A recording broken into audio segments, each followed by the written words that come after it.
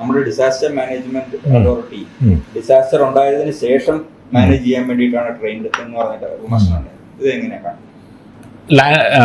മണ്ണിടിച്ചിൽ, landslide, debris flow, ഉരുൾപൊട്ടലെല്ലാം വെള്ളപ്പൊക്കം പോലെ അത്ര ഈസിലി പ്രഡിക്റ്റബിൾ ആയിട്ടുള്ളൊരു ഡിസാസ്റ്റർ അല്ല. അതതിൻ്റെ ഒരു നേച്ചറാണ്. ലോകത്ത് എവിടെയാണെങ്കിലും സിറ്റുവേഷൻ അതാണ്. രണ്ടാമത്തേത് അതിൻ്റെ പ്രിവെൻറ്റീവ് മെഷർ, അതായത് അത് ഒഴിവാക്കാനുള്ള മാർഗങ്ങൾ എന്ന് പറയുന്നത് ആളുകൾക്ക് ഏറെ ബുദ്ധിമുട്ടുണ്ടാക്കുന്ന ഒന്നാണ്. ഒരു ഉദാഹരണം പറയാം. കഴിഞ്ഞതിന് മുമ്പത്തെ വർഷമാണെന്ന് തോന്നുന്നു, സ്വിറ്റ്സർലാൻഡിൽ ബ്രിയൻസ് എന്ന് പറഞ്ഞ സ്ഥലത്ത് ഒരു ഹില്ലിൽ ഇതുപോലെ ഒരു ഡെബ്രി ഫ്ലോ ഉണ്ടാവുമെന്ന് അവർ പ്രെഡിക്റ്റ് ചെയ്തു. അവരാളുകളോട് മൂവ് ചെയ്യാനായിട്ട് പറഞ്ഞു. അത് കഴിഞ്ഞ് 3 മാസം കഴിഞ്ഞിട്ടാണ് ആ ഡെബ്രി ഫ്ലോ ഉണ്ടാവുന്നത്. അല്ല, 1 മാസം കഴിഞ്ഞിട്ടാണ് ഡെബ്രി ഫ്ലോ ഉണ്ടാകുന്നത്. 3 മാസം കഴിഞ്ഞിട്ടാണ് ആളുകൾക്ക് തിരിച്ചു പോകാനായിട്ട് പറ്റുന്നത്. നമ്മളുടെ ഈ 13% ഏരിയയിൽ ഓരോ മഴക്കാലത്തും 48 മണിക്കൂർ മഴ ഉണ്ടാകുമ്പോൾ ഇത്രയും ആളുകൾ ഒരുമിച്ച് മൂവ് ചെയ്യണമെന്ന് പറഞ്ഞിട്ടുണ്ടെങ്കിൽ ആളുകൾ അത് സാധാരണഗതിയിൽ ചെയ്യാനായിട്ട് തയ്യാറാവില്ല. ഈ ഏരിയ വളറബിളാണ്. ആളുകൾ അവിടെ നിന്ന് സ്ഥിരമായിട്ട് മാറി താമസിക്കുന്നു. കേരളത്തിന് പുനർഗേഹം എന്ന് പറയുന്നൊരു പദ്ധതിയുണ്ട്. കോസ്റ്റൽ ഏരിയയിലാണെങ്കിലും മലയിലാണെങ്കിലും വളറബിൾ ആയിട്ടുള്ള സ്ഥലങ്ങളിൽ നിന്ന് ആളുകൾ മാറി താമസിച്ചു കഴിഞ്ഞാൽ അതിനൊരു കോമ്പൻസേഷൻ കൊടുക്കും എന്നുണ്ട്. പക്ഷേ ആ കോമ്പൻസേഷൻ പലപ്പോഴും ഒരു equivalent to the land value ആയിക്കൊള്ളുന്നില്ല. പക്ഷേ ഒരു ഓപ്ഷൻ കൊടുക്കുന്നുണ്ട്. അപ്പോൾ ഈ ഒരു സാഹചര്യം നിലനിൽക്കുമ്പോൾ അത് ഡിസാസ്റ്റർ മാനേജ്മെൻറ്റ് അതോറിറ്റിക്ക് മാത്രം കൈകാര്യം ചെയ്യാൻ പറ്റുന്നില്ല. ഇതാണ് ഞാൻ പറയുന്ന പോയിന്റ്. ഡിസാസ്റ്റർ മാനേജ്മെൻറ്റ് അതോറിറ്റിക്ക് അവയർനെസ്സിൻ്റെ അല്ലെങ്കിൽ അങ്ങനെ ഒരു പ്രശ്നം ഇല്ല. പക്ഷേ നമ്മുടെ സൊസൈറ്റി ആസ് എ ഹോൾ ഇങ്ങനെയുള്ള കാര്യങ്ങളെ കൈകാര്യം ചെയ്യുന്നതിൽ നമ്മൾ ഇനിയും അത്ര വേണ്ടത്ര ഇവോൾവ് ചെയ്തിട്ടില്ല. പാർട്ട്ലി നമ്മളുടെ വ്യക്തിപരമായിട്ടുള്ള ഫൈനാൻഷ്യൽ കൺസേൺ, ലാൻഡ് എന്ന് പറയുന്നത് നമ്മളുടെ പ്രൊഡക്റ്റീവ് ഇൻസ്ട്രുമെൻ്റ് മാത്രമല്ല, നമ്മളുടെ ഇൻഷുറൻസും ബാങ്ക് ഡെപ്പോസിറ്റും നമ്മളുടെ കുട്ടികളുടെ വിദ്യാഭ്യാസവും ഇതെല്ലാം നമ്മളുടെ ഭൂമിയാണ്. അപ്പോൾ ആ ഭൂമിയുടെ വിലയിൽ ഉണ്ടാകുന്ന ഏതെങ്കിലും ഒരു കുറവ് നമ്മളൊരു society is not willing to accept. നമ്മളുടെ പല ഡിസാസ്റ്ററിൻ്റെയും അടിസ്ഥാനപരമായിട്ട് കൈകാര്യം ചെയ്യണമെങ്കിൽ ലാൻഡ് യൂസിൻ്റെ കാര്യത്തിൽ വലിയ നിയന്ത്രണങ്ങൾ വേണം. മറ്റുള്ള കാര്യങ്ങളൊക്കെ വളരെ എളുപ്പമാണ്. നമുക്കൊരു AI ബേസ്ഡ് പ്രഡിക്റ്റീവ് മോഡൽ വേണമെങ്കിൽ ഉണ്ടാക്കാം. ഇൻ്റർനെറ്റ് ഓഫ് തിങ്സ് വെച്ചിട്ടുള്ള ടൂൾസ് അവിടെ വയ്ക്കാം. അതെല്ലാം നമുക്ക്, അല്ലെങ്കിൽ എല്ലാ വില്ലേജിലും നമുക്ക് വേണമെങ്കിൽ ഒരു ബോട്ട് കൊടുക്കാം. ഇതിനെല്ലാം I think every one will be supportive. പക്ഷേ സസ്റ്റൈനബിൾ ആയിട്ടുള്ള ഡിസാസ്റ്റർ റിഡക്ഷൻ വേണ്ടിയിട്ട് ലാൻഡ് യൂസിൽ എന്തെങ്കിലും കൺട്രോൾ വേണമെന്ന് പറഞ്ഞാൽ നമ്മുടെ സൊസൈറ്റി ഇപ്പോഴും അതിന് പ്രിപ്പയർഡ് അല്ല. ഇത് I think we have to accept address this as a whole of society issue and not just a sectoral issue. അതാണ് എൻ്റെ ഒരു അഭിപ്രായം. നമ്മുടെ ഈ വയനാട്ടിലെ ഇപ്പോഴത്തെ ഒരു റിഹാബിലിറ്റേഷൻ ഒരു പോളിസി വന്നില്ല. ഇപ്പോൾ അവിടെ ഒരു ടൗൺഷിപ്പ്, 2 ടൗൺഷിപ്പുകൾ വിക്ടിംസിനെ എല്ലാം അവിടെ കൊണ്ട് താമസിപ്പിക്കും. അതിനെ സപ്പോർട്ട് ചെയ്യുന്നുണ്ട്. കാരണം ഇവരെല്ലാം കൃഷി ചെയ്ത് ജീവിച്ച് പല ഭാഗത്തായിരുന്നു. അവരെല്ലാവരും ഇവിടെ ഒരു ലിമിറ്റ് 5 സെന്റ് സ്ഥലം കൊടുത്ത് ഒരിടത്ത് അവരെ നിർത്തുമ്പോൾ അവരുടെ ലൈവ്ലിഹുഡ് ഒരു ഇഷ്യൂ അല്ലേ? How can it be addressed? തീർച്ചയായിട്ടും ഇത് നമ്മളൊരു ഐഡിയൽ ആയിട്ടുള്ള സിറ്റുവേഷൻ അല്ല നമ്മൾ ചിന്തിക്കുന്നത്. നമ്മൾ ഒരു best of the possible options എന്നുള്ള തരത്തിൽ നമുക്ക് ഇതിനെ കൈകാര്യം ചെയ്യാനായിട്ട് സാധിക്കുള്ളൂ. Ideal option would be what?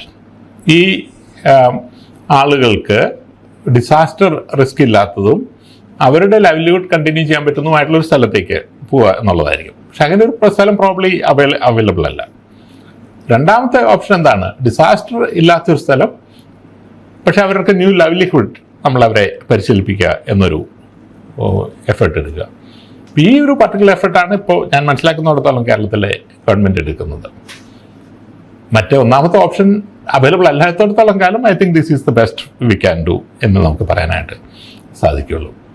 നമ്മൾ മനസ്സിലാക്കേണ്ട ഒരു കാര്യം, ഈ കേരളത്തിലെ ഏറ്റവും വൾണറബിൾ ആയിട്ടുള്ള 3 സ്ഥലങ്ങളാണ് ഞാൻ കാണുന്നത്. ഒന്ന് ഹൈ റേഞ്ചിലെ ആളുകൾ, രണ്ടാമത്തെ കോസ്റ്റൽ ഏരിയയിലെ ആളുകൾ, മൂന്നാമത്തത് കുട്ടനാട്ടിലെ ആളുകൾ. ഈ 3 സ്ഥലമാണ് കേരളത്തിലെ ഏറ്റവും വൾണറബിൾ ആയിട്ടുള്ളത്. ഈ 3 സ്ഥലങ്ങളിലും ഡിസാസ്റ്റർ ഇല്ലെങ്കിൽ പോലും സ്വാഭാവികമായിട്ട് ആളുകൾ അവിടെ നിന്ന് മൂവ് ചെയ്യുന്നുണ്ട്. കാരണം ഈ 3 സ്ഥലങ്ങളിലെയും അടുത്ത തലമുറ ആ ലൈവ്ലിഹുഡ് കൊണ്ടല്ല ജീവിക്കുന്നതും ജീവിക്കാൻ ആഗ്രഹിക്കുന്നതും.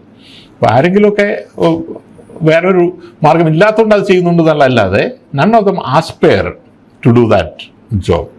അതിന് പല കാരണങ്ങളുണ്ട്. സാമ്പത്തികമായിട്ടുള്ള കാരണങ്ങളുണ്ട്, സാമൂഹ്യമായ കാരണങ്ങളുണ്ട്. ഞാൻ കഴിഞ്ഞ ദിവസം മാരാടിക്കുളത്ത് ഇങ്ങനെ ലോക്കൽ ഫിഷർമാനുമായിട്ടിരുന്ന് സംസാരിക്കായിരുന്നു. അവർ പറഞ്ഞു ഈ ഫിഷിങ്ങിന് പോകുന്ന കുട്ടികൾക്കാണ് കൂടുതൽ പൈസ കിട്ടുന്നത്, പക്ഷെ അവർക്ക് വിവാഹം കഴിക്കാൻ പറ്റുന്നില്ല. കൃഷിയിൽ ചെയ്യുന്ന ആളുകൾ, മലയിലുള്ള ആളുകൾ ഇത് തന്നെ പറയുന്നുണ്ട്. അത് ഇപ്പം ഇൻക്ലൂഡിങ് ആ കാരണം കൊണ്ട് ആളുകൾ മൂവ് ചെയ്യുന്നുണ്ട്. അപ്പോൾ നമ്മൾ ഇന്ന് കാണുന്ന ഒരു പോപ്പുലേഷൻ പ്രഷർ പ്രോബ്ലി ഒരു 20 കൊല്ലം കഴിഞ്ഞിട്ടുണ്ടെങ്കിൽ നമ്മളുടെ ഈ പ്രദേശങ്ങളിലൊന്നും കാണില്ല. പക്ഷെ നമ്മൾ ഇപ്പോൾ ചെയ്യുന്നൊരു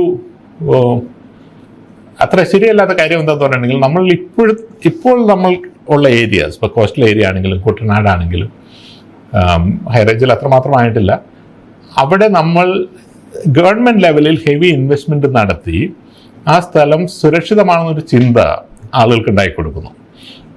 ഗവൺമെൻറ് ഒരു കോസ്റ്റൽ ഇറോഷൻ ഉണ്ടാകുന്നു.